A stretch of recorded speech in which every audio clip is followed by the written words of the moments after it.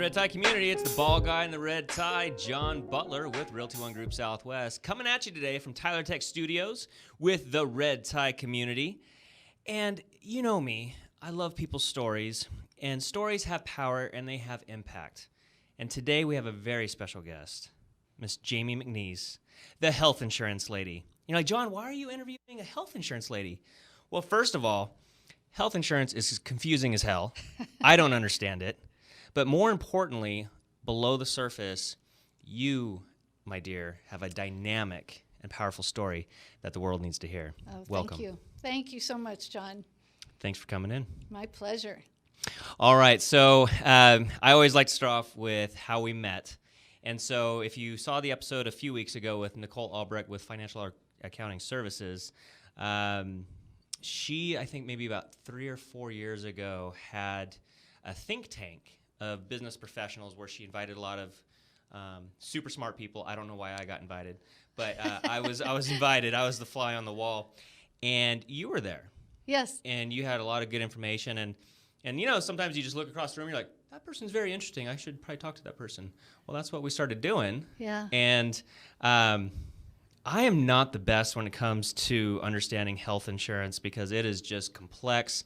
It's a nasty jungle, and I know that I need it, but I don't like dealing with it. Yeah. And so when I met you and you could actually break it down with clarity and help me shuffle through the crap, Yeah.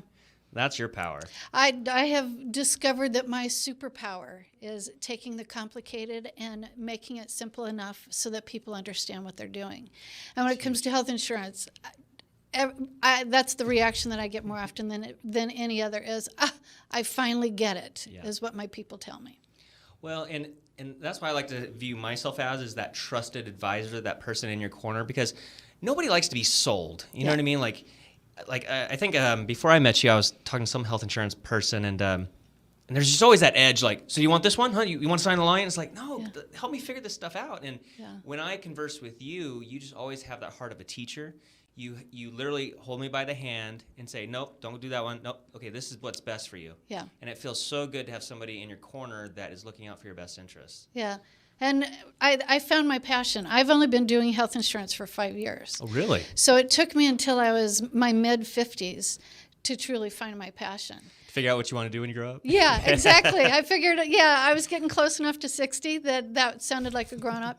But so it's been really, it's been exciting, and it doesn't feel like work. There are times in what I do that I call it missionary work, where I'm getting a phone call where someone doesn't understand what they have. They already have a policy. They just do it. My mom told me to call you, or someone on Facebook said, call you and ask you.